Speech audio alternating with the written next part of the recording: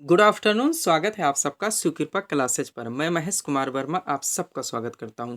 दोस्तों ये वीडियो हमारा एसएससी जीडी 2022-23 का टेस्ट सीरीज नंबर 35 है, जिसमें हम लोग सामान्य ज्ञान यानी कि जीएस व जीके के महत्वपूर्ण प्रश्नों को कवर करेंगे और देखेंगे कि यहाँ से हमारे कितने क्वेश्चन सही हो रहे हैं। दोस्तों ये सारे टेस्ट सीरीज हमारे आपके एसएससी जीडी एग्जाम के संभावित प्रश्नों पर बनाए जा रहे हैं। तो दोस्तों आप लोग इन्हें कॉन्सेंट्रेट होकर सॉल्व करें। क्वेश्चंस कम सही होने पर पुनः टेस्ट सीरीज का रिवीजन करें, ताकि होने वाली एसएससी जीडी की परीक्षा के लिए आप लोग पूर्ण रूप से प्रिपेयर हैं। तो चलिए दोस्तों ज़्यादा समय न लेते हैं, हम लोग टेस्ट सीरीज नंबर 35 को सॉल्व करना शुरू करते हैं। दोस्तों हमारा पहला क्वेश्चन है, वेरी वेरी इंपॉर्टेंट क्वेश्चन। दीन ए इलाही एक नया धर्म निम्नलिखित में से किसके द्वारा शुरू किया गया था? बार बार पूछा गया क्वेश्चन है दोस्तों। ये क्वेश्चन कूट के माध्यम से भी पूछा जाता है, विकल्प के माध्यम से भी पूछा जाता है। ए नंबर विकल्प है हुमायूं, बी है जहांगीर, सी नंबर है अकबर और डी नंबर है शाहजहां। तो हमारा सही आंसर होगा दोस्तों दीन ए इलाही, जो कि एक नया धर्म, इसको शुरू करने का श्रेय अकबर को जाता है, यानी विकल्प नंबर सी यहाँ पे हमारा सही आंसर होगा। चलिए दोस्तों आगे इसके बारे में और भी बात करेंगे, ताकि इसके इर्द गिर्द जो भी क्वेश्चन पूछे जाते हैं वो हमारे मिस ना हो। ध्यान से देखिएगा दोस्तों, दीन ए इलाही नामक एक नया धर्म अकबर द्वारा शुरू किया गया था। इसके प्रथम अनुयायी बीरबल थे।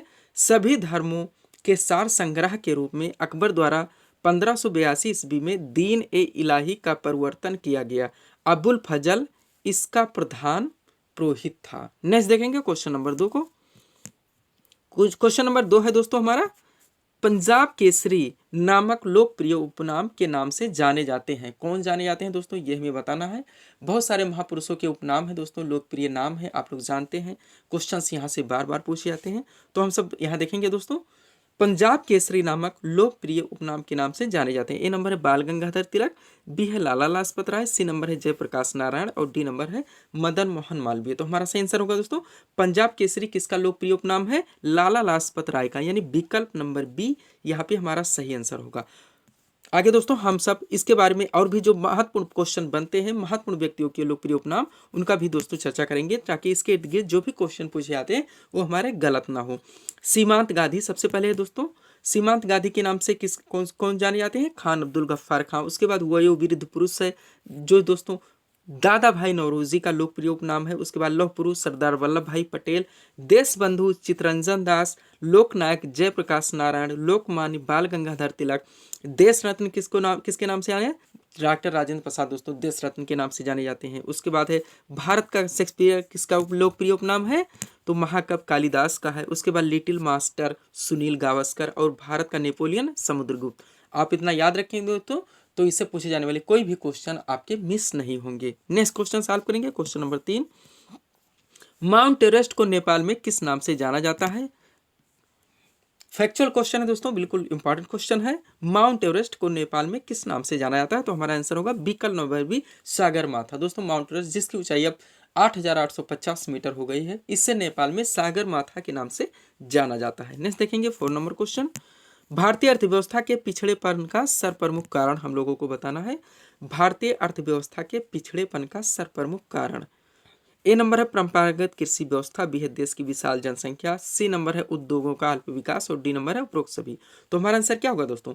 भारतीय अर्थव्यवस्था के पिछड़ेपन का सर्वप्रमुख कारण क्या है दोस्तों? थोड़ा सा कॉमन सेंस लगाएंगे तो आप देखेंगे कि यहाँ पर परंपरागत कृषि व्यवस्था है, देश की विशाल जनसंख्या भी है और उद्योगों का भी अल्प विकास ही है। तो ये सारे कारण दोस्तों आपके हो जाएंगे, यानी आपका आंसर होगा विकल्प नंबर डी उपरोक्त सभी। अब जैसे भी क्वेश्चन में विकल्प दिए जाएंगे दोस्तों आप लोग आंसर कर लेंगे।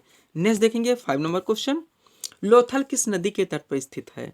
लोथल किस नदी के तट पर स्थित था? बार बार पूछा गया क्वेश्चन है दोस्तों, यहाँ से क्वेश्चन बनता है। ये हड़प्पा सभ्यता कालीन का क्वेश्चन दोस्तों, जिसमें लोथल एक बंदरगाह हुआ करता था। आप लोग जानते हो दोस्तों, पूछा था बार बार इसमें से कौन सा बंदरगाह के नाम से जाना जाता है? तो लोथल है दोस्तों, इसका लोकेशन गुजरात है।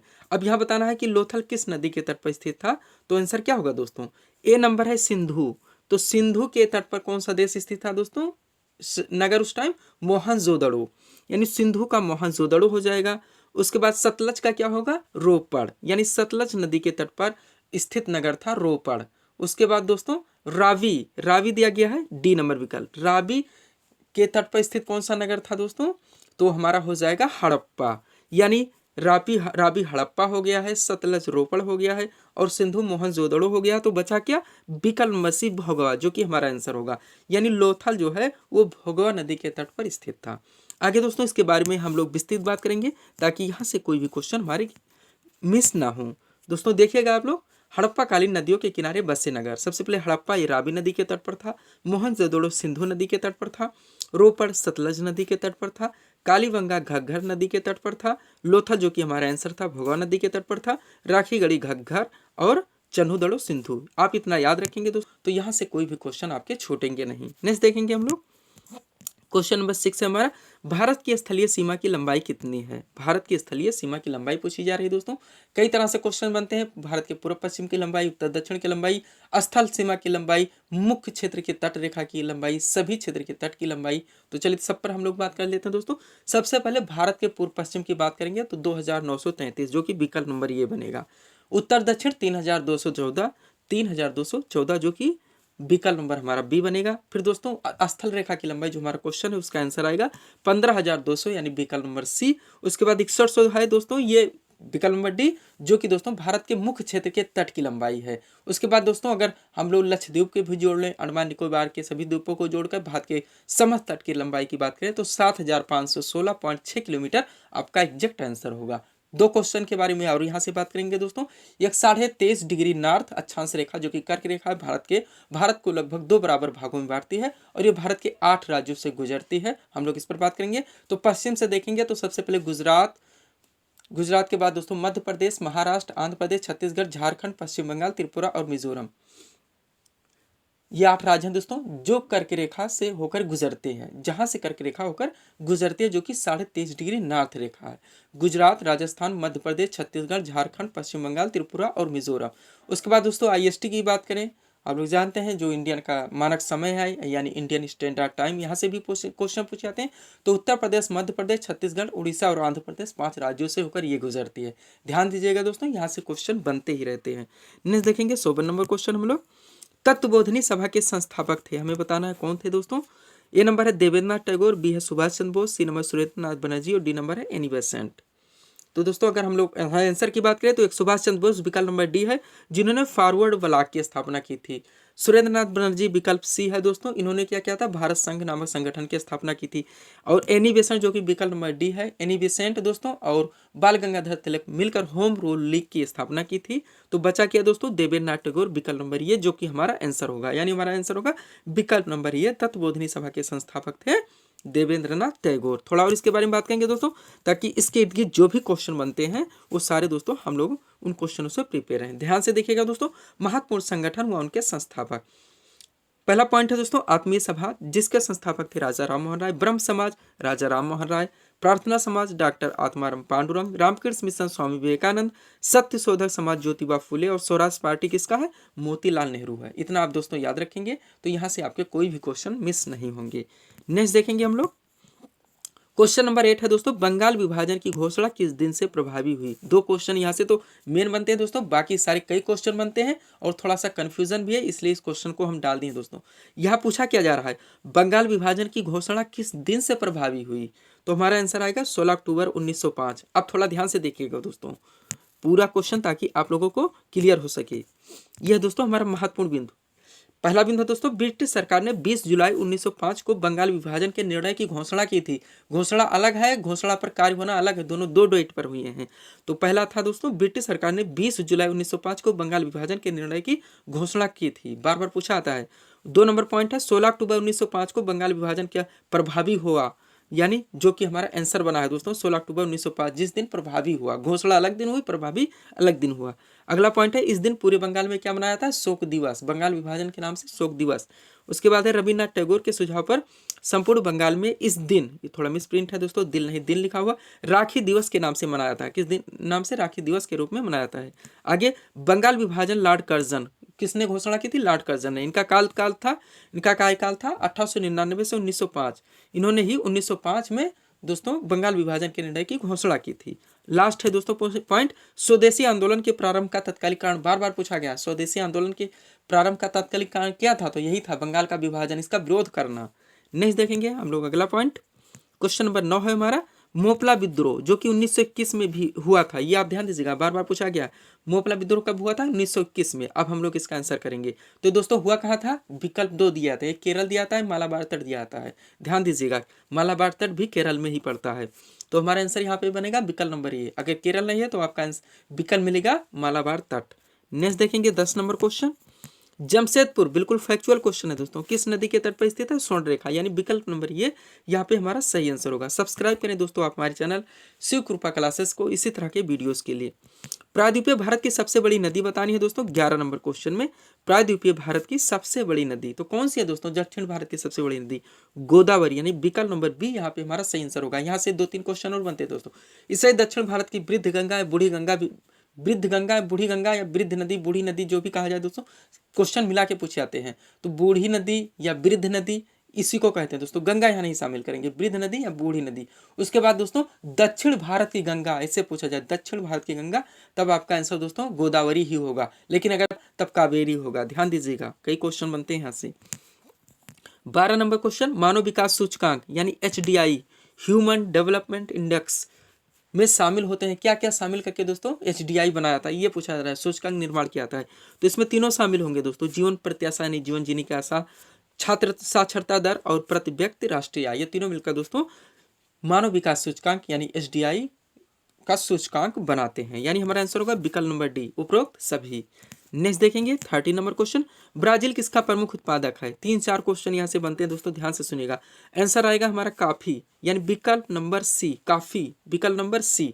ब्राजील किसका प्रमुख उत्पादक है? काफी का। उसके बाद दोस्तों यहाँ पे ये बंदरगाह है जिसका नाम सैंटोस है। ये विश्व प्रसिद्ध काफी बंदरगाह या काफी या कहवा निर्वात, जैसा भी पूछा जाए दोस्तों, कहवा निर्वात बंदरगाह के नाम से विश्व प्रसिद्ध है सैंटोस बंदरगाह, जो कि ब्राजील में स्थित है। उसके बाद दोस्तों यहाँ कहवा के बागानों को क्या कहते हैं? जो कि खेती की जाती है कहवा बागानों के रूप में, उसको फजेंडा के नाम से जाना जाता है। ध्यान दिएगा दोस्तों, main very very important question है, बार बार पूछा गया है। नेक्स्ट देखेंगे 14 नंबर क्वेश्चन, विजय घाट पर किसकी समाधि स्थल है? यहाँ से भी बहुत सारे क्वेश्चन बनते हैं दोस्तों। सबसे पहले हम लोग इसका आंसर करेंगे, पुनः दोस्तों सारे इसके बारे में जो भी क्वेश्चन बनते हैं सारे पर हम लोग दोस्तों रिवीजन करेंगे। तो दोस्तों सबसे पहले जवाहरलाल नेहरू है। जवाहरलाल नेहरू का दोस्तों समाधि स्थल का क्या नाम है? शांतिवन। तो ये का हमारा शांतिवन हो जाएगा। फिर है चौधरी चरण सिंह, ये किसान घाट है इनका, कहाँ है? किसान घाट। फिर है दोस्तों लाल बहादुर शास्त्री, जो कि हमारा आंसर बनेगा विजय घाट, विकल्प नंबर सी यहाँ पे हमारा आंसर हो रहा है। लास्ट है दोस्तों डी नंबर जगजीवन राम, इनका है दोस्तों समता स्थल। क्या है? समता स्थल। और बात करेंगे इसके बारे में दोस्तों, ताकि इसके जितने भी क्वेश्चन पूछे जाते हैं वो हमारे मिस ना हो। तो देखिएगा दोस्तों, महत्वपूर्ण प्रमुख व्यक्तियों के समाधि स्थल, सबसे पहले राजघाट महात्मा गांधी, शांतिवन जवाहरलाल नेहरू, विजय घाट जो कि हमारा आंसर था लाल बहादुर शास्त्री, शक्ति स्थल इंदिरा गांधी, किसान घाट चौधरी चरण सिंह, अभय घाट मोरारजी देसाई, वीरभूम राजीव गांधी, समता स्थल जगजीवन राम और महाप्रयाण घाट डॉक्टर राजेंद्र प्रसाद। इतना याद रखेंगे दोस्तों तो आपके यहाँ से कोई भी क्वेश्चन छूटेंगे नहीं। नेक्स्ट देखेंगे दोस्तों 15 नंबर क्वेश्चन, नाथुला दर्रा, दर्रा से संबंधित क्वेश्चन दोस्तों वेरी वेरी इंपॉर्टेंट होते हैं।